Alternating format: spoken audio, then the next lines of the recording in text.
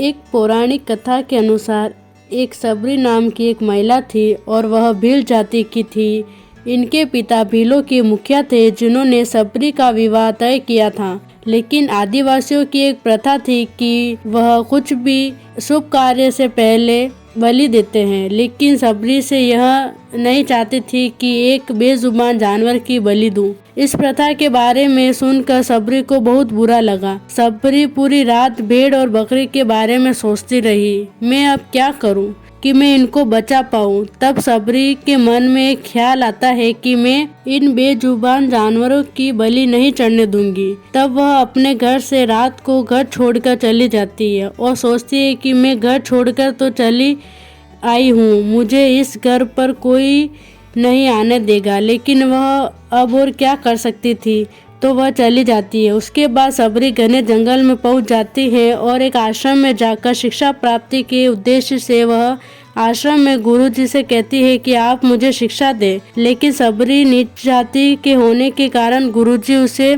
धुतकार देते हैं और भगा देते हैं। फिर मतन ऋषि के आश्रम में जाती है। सबरी ऋषि को प्रणाम करती है। तब ऋषि उनको आशीर्वाद देते हैं। तो ऋषि सबरी बताती है कि मैं शिक्षा के उद्देश्य से आई हूँ, तो मुझे शिक्षा दीजिए। तब ऋषि मान जाते हैं। अन्य ऋषियों ने मतन ऋषि का तिरस्कार किया, लेकिन मतन ऋषि उस कथन से पीछे नहीं रहे।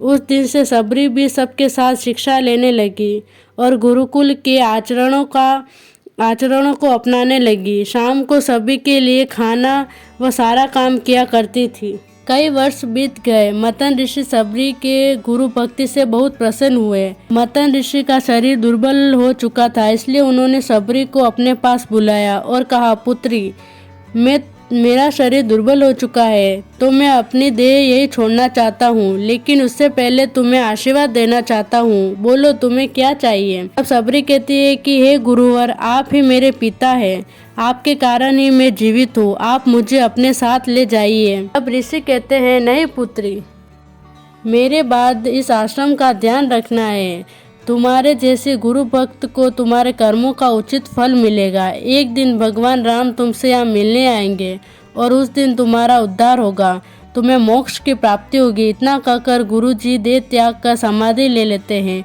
उसी दिन से सबरी हर रोज अपने आश्रम को सजाया करती और भगवान राम के लिए मीठे बेर लाती थी। लेकिन भगवान राम कब आएंगे ये पता नहीं था, लेकिन सबरी हर रोज आश्रम को सजाया करती और उसे विश्वास था कि एक दिन राम जरूर आएंगे। एक दिन सबरी आश्रम के पास पानी भरने लगी। वहां पर एक ऋषि तपस्या में लीन थे। जब उन्होंने सबरी को जल लेते हुए देखा, तब उसे अछूत कहकर उस पर एक पत्थर फेंक दिया और सबरी को चोट लग गई।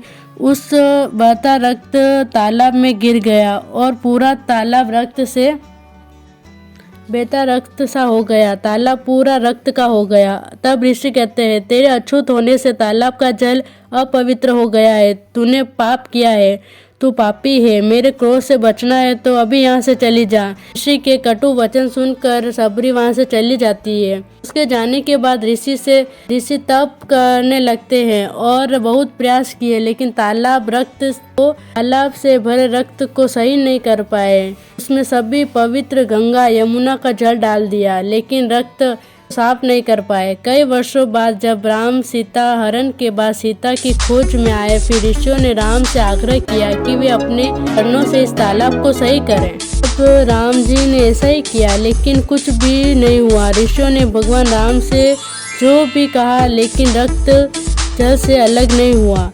तब भगवान राम ने कहा कि हे ऋषिवर, मुझे तालाब का इतिहास बताइए। तब ऋषि सारी बात बताते हैं कि सबरी और तालाब की कहानी।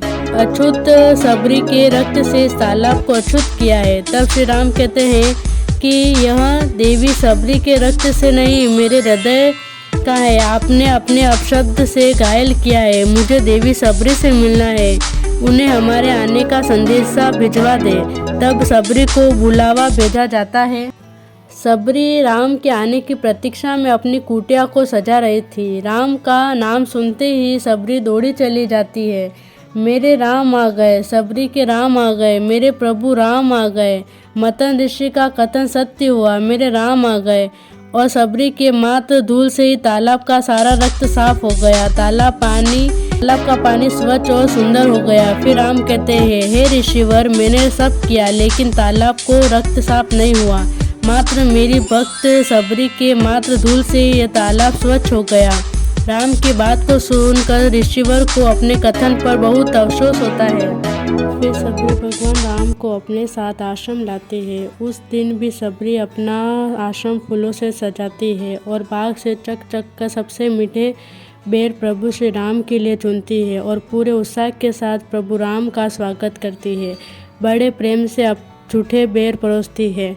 ये बेर बाग में लाई थी, आप यह ग्रहण कीजिए। मैं आपके लिए जल लाती हूँ। भगवान राम प्रेम से बेर खाने के लिए उठाते हैं, तब लक्ष्मण उन्हें रोक लेते हैं। भाई, ये बेर तो झूठे हैं, आप इन्हें कैसे खा सकते हैं? राम कहते हैं, हे लक्ष्मण, ये बेर झूठे नहीं है, ये तो देवी सबरी का प्रेम है। इतना कहकर भगवान राम बेर खा लेते हैं। भगवान राम जाते हुए सबरी माई से कहते हैं कि आप मुझे जो चाहे वो मांग सकती हैं। तब सबरी कहती है कि प्रभु, मतन ऋषि के कहने पर मैं आज तक आपके दर्शन के लिए जी रही थी। आप मुझे मोक्ष प्रदान करें। मैं अपना शरीर आपके चरणों में त्यागना चाहती हूँ। और उसी क्षण सबरी ने अपना शरीर त्याग दिया। भगवान राम ने उनका अंतिम संस्कार किया। इस तरह से भगवान राम ने अपने भक्त का कल्याण किया और सबरी के घर राम आए। Thank you for watching.